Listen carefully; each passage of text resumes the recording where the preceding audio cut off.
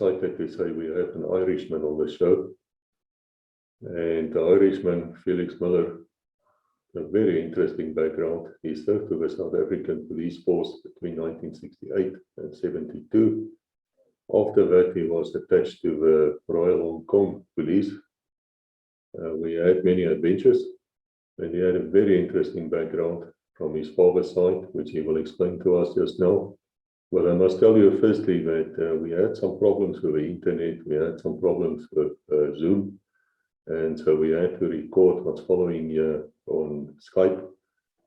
I will try to make it as good as possible. I'm sure it's okay. And at the same time, it was a huge thunderstorm going on here in Switzerland. So there might be some sounds there from my side.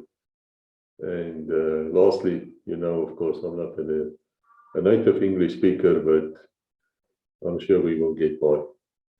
Felix, can you summarize yourself for us quickly, where you come from, what happened? And then we'll take it from there. All right. Now, I'll introduce myself. My name is Felix Wilhelm Müller. That's the name my father gave me when I was born. Wilhelm was after his grandfather, who was German, of course. My mother's name was Joan Mary Yates. Now, my dad, he grew up in Germany before the war, and then he took a degree in forestry engineering. He had a Master of Science in forestry engineering. And I was able to ascertain this from the police records of the Metropolitan Police, because he was an escaped prisoner. I was finally granted the files. Now, he worked for the German War Ministry until 1942. And then apparently he'd helped a couple of his Jewish friends escape to Switzerland. And he was hauled before the People's Court. And they sort of gave him a choice. You either join the paratroopers or, you know, you go to prison for 20 years. So he, of course, joined the paratroopers. So anyway, that was in 1942. So he did his paratroop training. He was in the 1st Division. That was the one at Monte Cassino. And also it moved north of Rome to after Monte Cassino.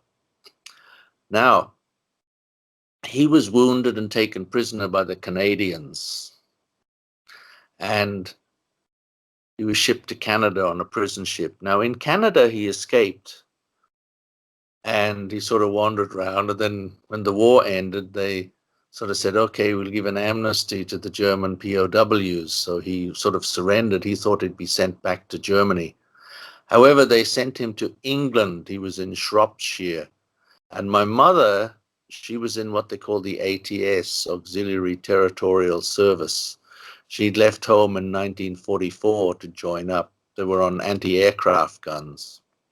So anyway, according to my mom, they met. They got the prisoners working. This was about 1946, 47. And he picked her up and they fell in love. They later divorced, of course. And anyway, he got across to Ireland on a false passport under the name of George Zinkant. And then when he was in Ireland, my grandmother had some connections in Dublin Castle because Ireland was neutral during the war. And she helped him. She gave them forewarning, so they ran off to Switzerland for a couple of years. Now, this is the very strange thing. I have 2 older sisters. They have a different surname to mine. I have Barbara Zinkant. She's my full-blood sister, Carla Zinkant. And anyway, they had problems in Switzerland. They had to flee, and they got across to through France back to Ireland using this fake George Zinkant passport. Anyway, when he was in, the Irish, they gave him like political asylum.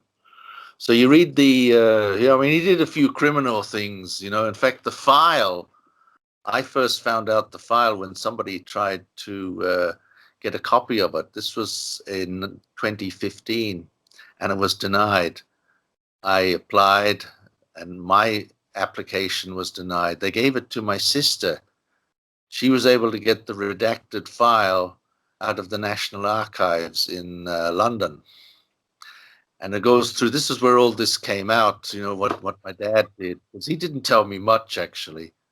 Anyway, I was born 1951 in Ireland, and, you know, there's all, my name actually appears in some of the correspondence of this, you know, he's got a son called Felix. Anyway, my dad, excuse me, he and my mother, they divorced in 1956. And he went off to England, and from then he went on to South Africa for a while, and then Australia. So my sisters, they wanted to, in 1961, my dad wanted all of us to go out to Australia where he was, and my sisters didn't want to go. They wanted to stay with Mum. I was young. I was about 9. I said, oh, yeah, I want to go off to Australia. So in 1961, I arrived in Australia. In Australia, my dad had remarried again, so I had a stepmom. Anyway, he got pissed off with her, and he went off to South Africa, and I followed him there in 1967. Now, that was in December. I arrived December 17th, docked in Durban. The reason I know it was December 17th, because it was after the Day of the Covenant. I'm sure you're aware of that date, December the 16th. Yes, Day of the Covenant. So I started learning about South Africa at that time. Anyway, I was sort of at a loose end. My dad was working in Pretoria then. He was working for the forestry part of the South African government. So anyway, I was thinking, okay, if I'm living in South Africa, I'm going to have to do military service eventually, you know, the 50 cents a day. So I thought, why don't I join the South African police? So my dad, he knew a captain in the Compol building. So he got me through. It took me about 4 months, my application. You know, they have very strict security check. And then I joined the South African police in August. I was a student constable at Arcadia Police Station, just up. I was living in the YMCA. And then, so that was the time of the, you know, the YMCA is very cheap. A lot of people lived in hotels back in those days. You could live, you know, pay 30 Rand a month. My salary, I think at that time was about 90 Rand a month. So I'd pay 40 Rand for my hotel, for the YMCA food and everything. And then in January 69, I went into the police college. And for the first 3 weeks or so, they were sorting you out.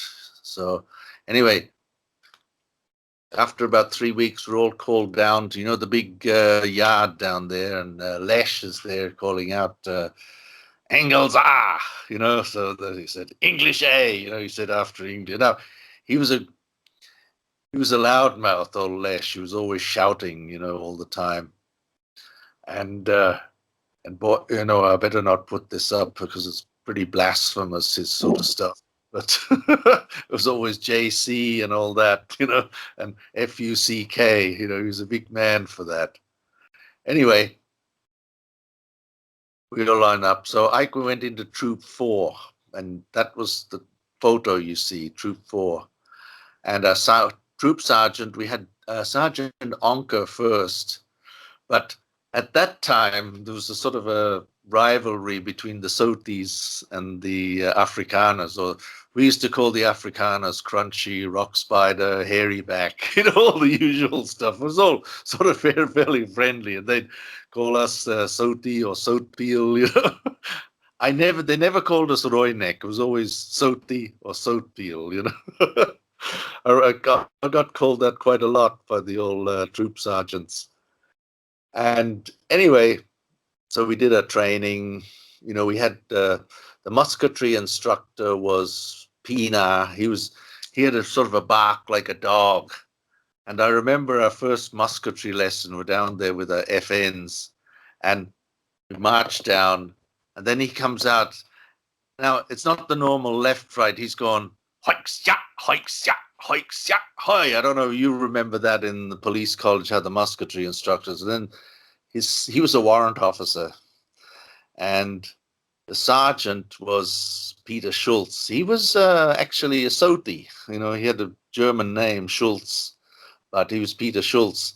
And he'd go, lickheit, lickheit, lickheit. Then you'd be sort of marching like Charlie Chaplin. Anyway, that was the police college. I made good friends there. And we had a break in July. And I went up to visit my grandmother at that time, was in Rhodesia. So we went up and watched the moon landing at Victoria Falls Hotel. After that, I came back, finished the training, and then because I was expecting to go to an English speaking area like Durban or Cape Town, instead the adjutant comes in and he says, he's telling all our postings, in the bungalow, we're all sort of standing to attention. He says, Muller, afdeling North Transvaal, Messina. Thought, holy shit. Responses you can get. They don't speak English there. They would shoot you. They actually do, but there are quite a few Sotis in Messina because it's just opposite Bight Bridge. Yeah.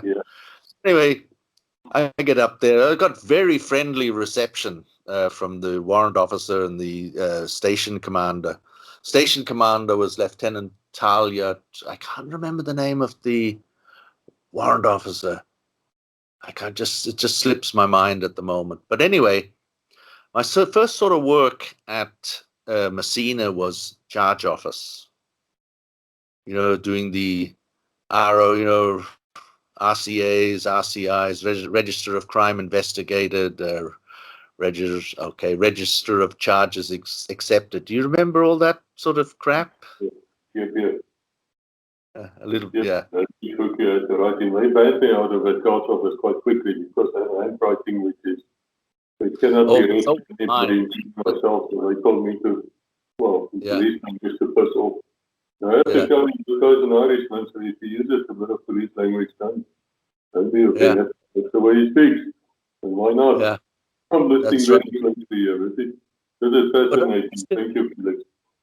I used to fill in all the, I'd sort of copy the OB, I'd write in Afrikaans, Celebasoek, so on. And they actually told me to do that. It was a good way to learn Afrikaans. I mean, when I was first there, you get these farmers coming in and I think, oh shit, I don't understand a word of Afrikaans, But anyway, I learned, and it was a good way to learn. You go in the deep end. Anyway, that was, I spent a year in Messina. I did work like sort of part-time, they sent me as court orderly, and then they made me staatsaanklaer, public prosecutor. And of course, I was going out doing investigations as well, and then sometimes they'd have a shortage, of police, and sometimes they'd say, okay, you've got to work 24 hours in the charge office. You're the only bloke we have. So they allowed me to sleep, and then you'd have the African sergeant. Let's see, who did I have? Nangambi was my opposite sergeant, Nangambi. Anyway, at the end of December, oh no, it was actually September, October, I went on my first leave. I went down to Cape Town, Pretoria, saw my dad, flew off to Cape Town, had a holiday down there. And then about a month later, I arrived back at Messina. I think it was end of October. And then I arrived and they said, okay, well, the colonel, he was down in Louis Trichardt, the district commandant. He said, okay, he's named you to go to the bush.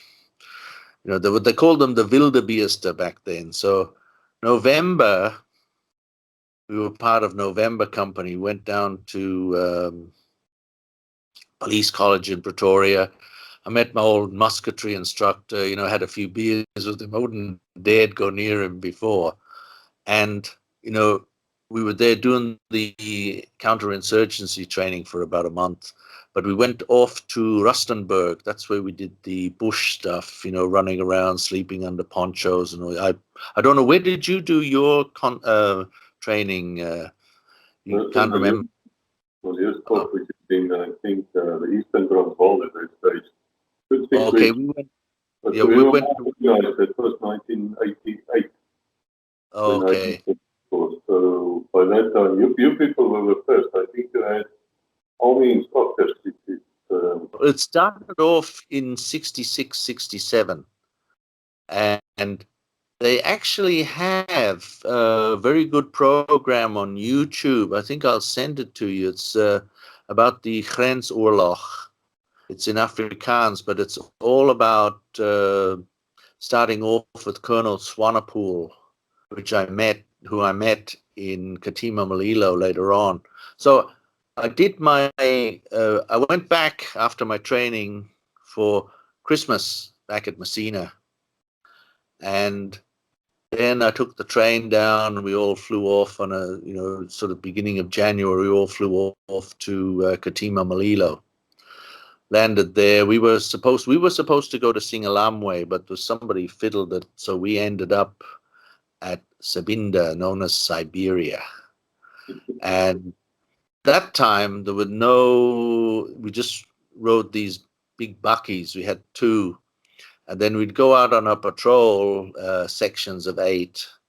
I was armed with an FN. You know, I love the FN. It's a beauty. That time there was no R1. It was just the FN. So we'd go out on our patrols, come back, have some good food, and then we would go off. Sometimes the captain, his name was Labaskachny, he would take us we'd go off on Sunday jaunts. Few of us would pile on the back of a pickup. He'd drive around all over Congola, across the bridge at, that Congola, across the Guando River. And then you go into Tsetse Fly country. And then, he'd drive around Liambezi, Linyanti, all those areas. I think you know all those areas pretty well, I think. He lived there in Katima.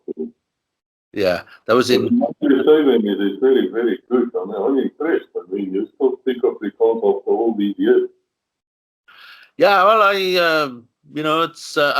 I've forgotten a lot. I used to be very fluent in Afrikaans. I mean, yeah, very, very fluent. And I've...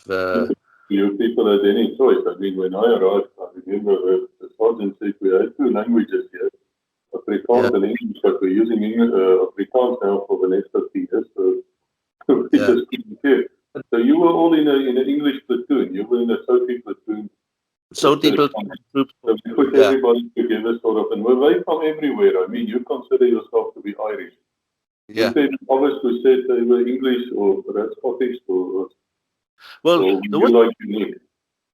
There was a couple of English guys in the police college with me.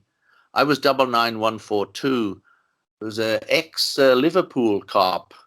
He was 99139. I was 99142. And he had some great ideas. He was actually, when I was in Hong Kong, I met a guy who knew him from Liverpool who'd come out to join. And he said, that Cowper, he was a rogue.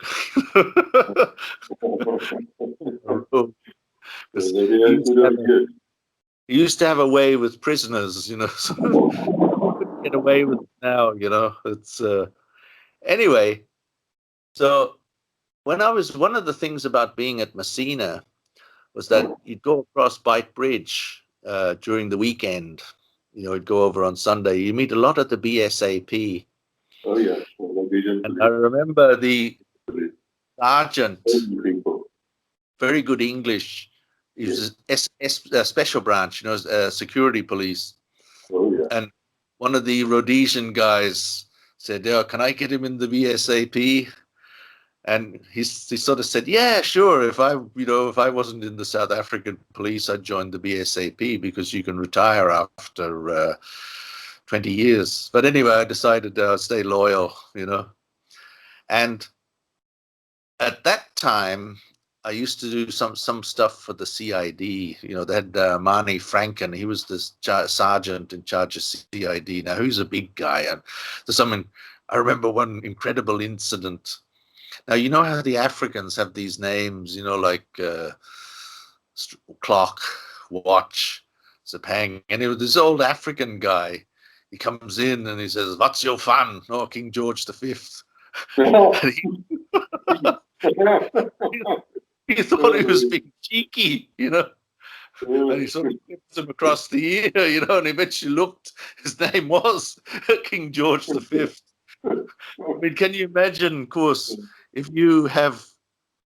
you'd been a cop and some guy comes up to you and said, "My name's King George V," you think he's being cheeky, wouldn't you? I actually also had some similar experiences. I talked to Stevie Botha, who at that stage was the state president, and I looked at him and I thought, "I'm sure you."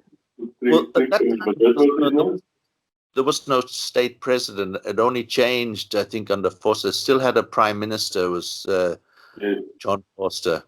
They used to call him Jack Boots John, that was his nickname.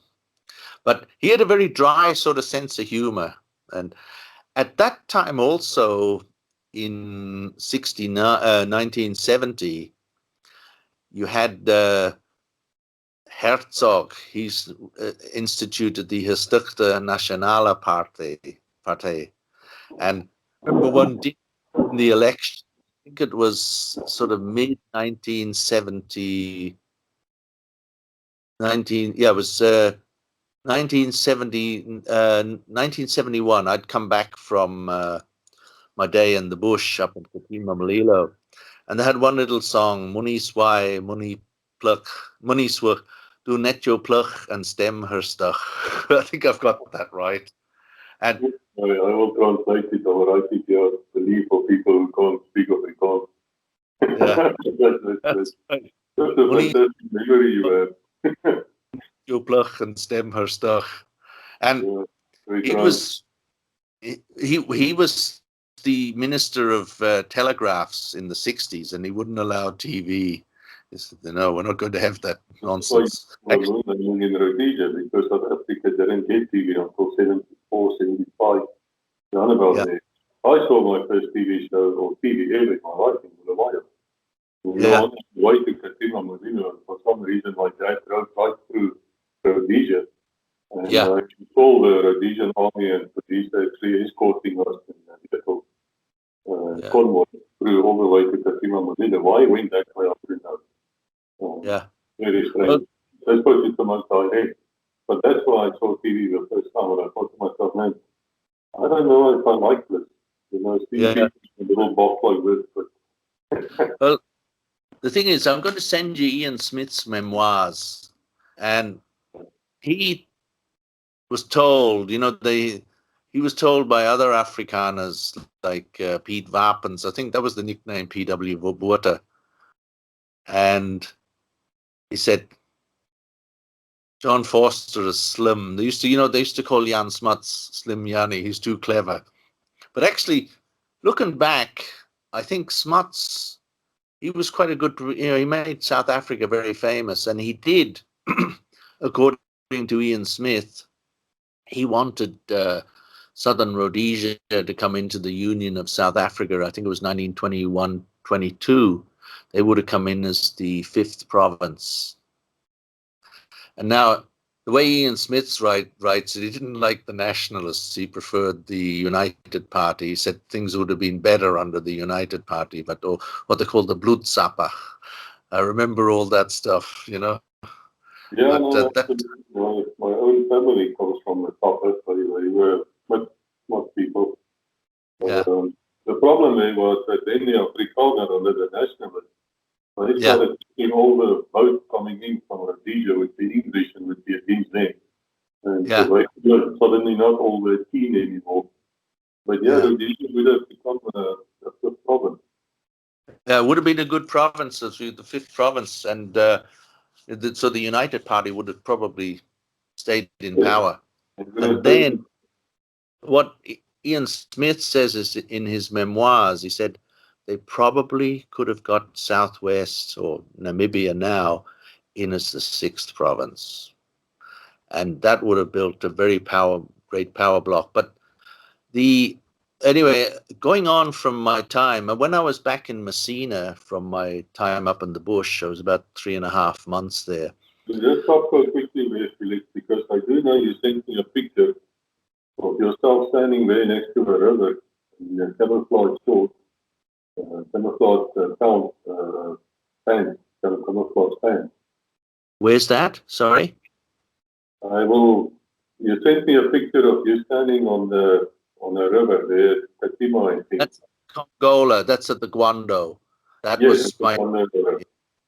Can you tell us something about that picture? You're standing there without the shirt on. I believe you are like. That's right. We'd skinned an animal, but that was when I was posted to Katima Mulilo, working as a November company. I got it now. No, not November company. This was when I was working up in. Now, when I was in Katima, normally I'd wear normal uniform. But when I went out into the bush to do investigation and all that sort of stuff, I'd wear camo and I'd carry my FN with me. I had my personal issue FN. And so I went out with a couple of guys, Christo Hatang, he was another guy. There's about 2 or 3 of us. I can't remember the names. I'd remember their faces. Anyway, we went out and we decided we're going to do a bit of onwettige wildjag. That's why the lechwe is not in the photograph. So we had a sort of a barbecue. Did you do any of that stuff when you were up there? A bit of poaching? Or you don't know? I cannot answer that question. There was a lot of Bolton involved.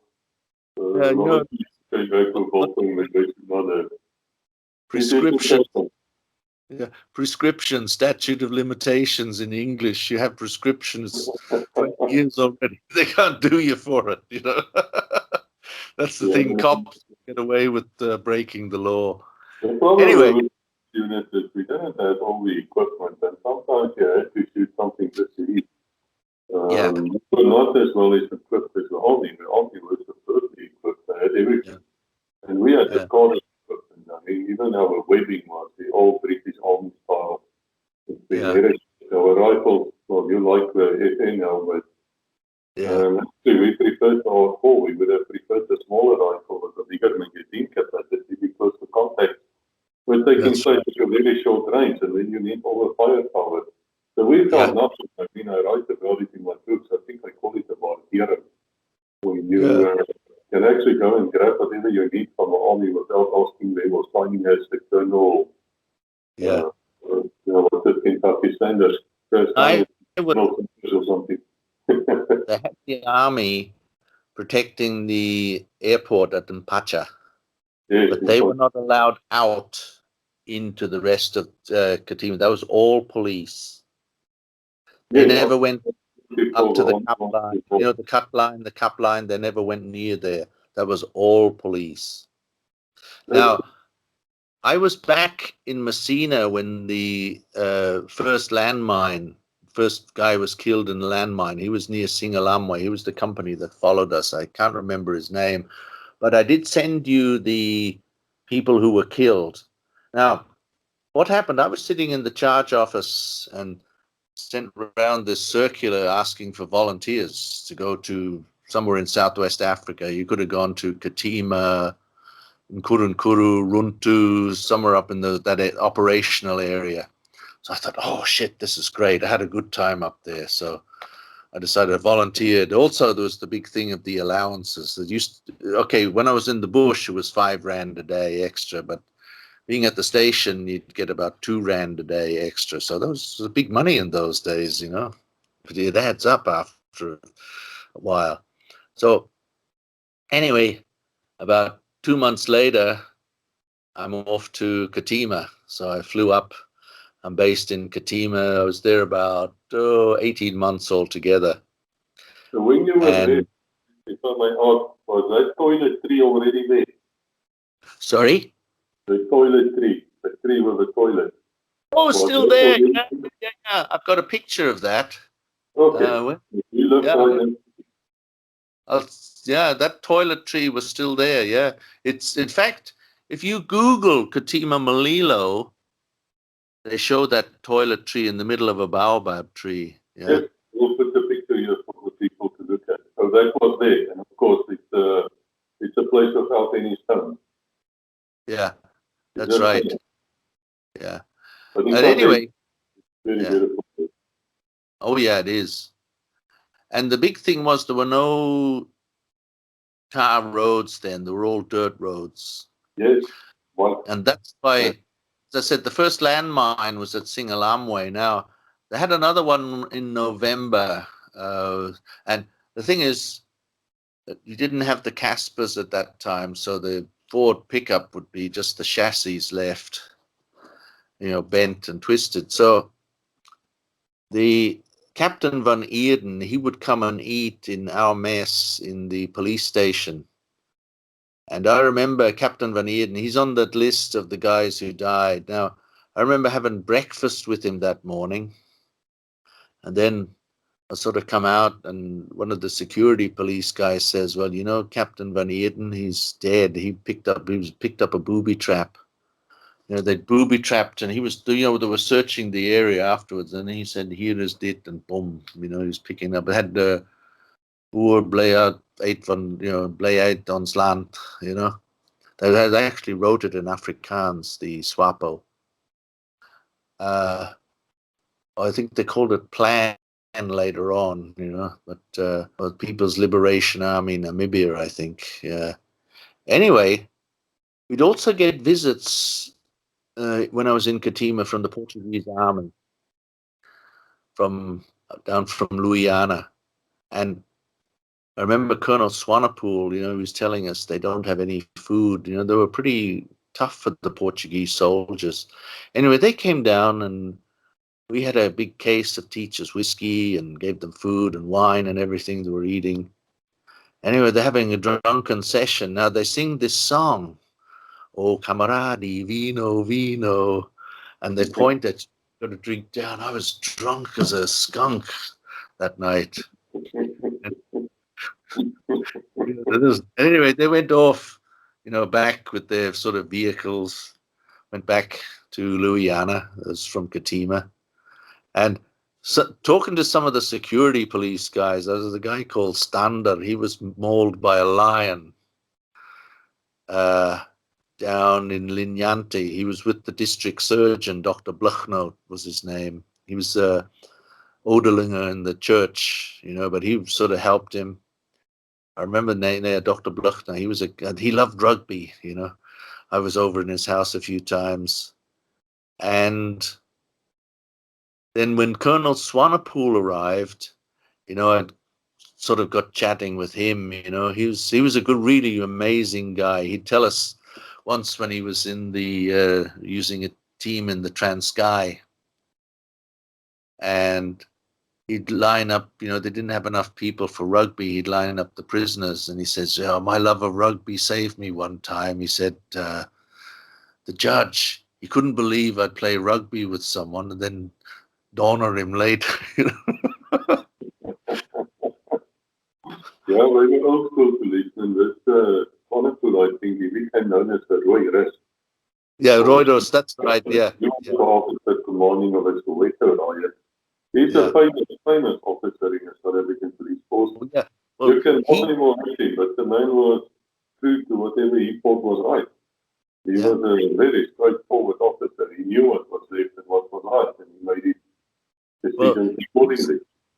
He's mentioned in the Grensoorlog, is the beginning at Operation Ongolombashi in '66. He led the raid. He was being, but that was the interesting thing because the paratroopers there on the Breitenbach famously became the commanding officer of the special forces, were actually police Irishman. They were sworn in as special constables, and they Yeah. were with police camouflage. And Yeah. all of it had to do with the government refused to admit that they had a problem which the police could not deal with. Yeah. And so they, for political reasons, they kept the army way out of everything, and the police had to carry the burden. And of course, That's right. the police didn't really knew what to do until they started training themselves in counterinsurgency. And we know what happened later. They became the That's right. experts. I mean, I know many army people listening here will be very upset and write us nasty letters, but the fact of the matter is the police were involved with the counterinsurgency war long before the national conscript That's right. arrived. Yeah. But Well, the first thing in Rhodesia, where we learned, in Rhodesia, we really learned a lot from the yeah. Rhodesian army. And they were Yeah. good. They were very, very good. Yeah. Because you'd have a lot of the RLI would train police. Yes. The RLI were very Rhodesian light infantry. They were very good, and of course you got the Rhodesian SAS, Sealer Scouts. In fact, I think the first leader of Corfoot was Rhodesian SAS. I think, wasn't he before? Yeah, most of them were actually from some kind of a special forces unit. Yeah. Because Rhodesia, you know, that was a tragedy. What happened in Rhodesia? It really was. Over that tragedy, and I explain in my books, I blame South Africa, I blame ourselves. I have to say, Yeah. I've said to Rhodesia many times. I'm very sorry about what happened there because South Africa simply moved out and abandoned them. Well, the thing is, the police moved out of Rhodesia at night.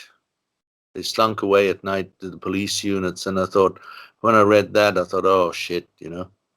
Yeah, because you can't blame the policemen. I mean, they got their orders to do. Orders, yeah, yeah. At one stage, the South African forces, it was mainly the police, were 25% of the entire Rhodesian manpower fighting in the war. And of course, the pilots, the South African Air Force pilots were there all the time, as well as the special forces. The special forces were the entire B squadron of the Rhodesian SAS, the South African Special Force. It's interesting because we have a fellow called SW4E, SW4E. Yeah. On the other channel, the same channel with the other playlist, talking about the time of in Rhodesia and as well as in Mozambique, when they work in the special forces. And he rated them quite highly as well. I rated the Rhodesians very highly, and I think the way we moved out, by simply just abandoning them. How they say in English, a sour taste, you know, sour taste. Very sour taste. And then I suppose the people in charge those days will tell us they had to give their reasons, but I couldn't see it from my view, from where I was, and that was years later. I just couldn't see it. And I remember 1980 when the Rhodesians started coming down south. We put in a win-win because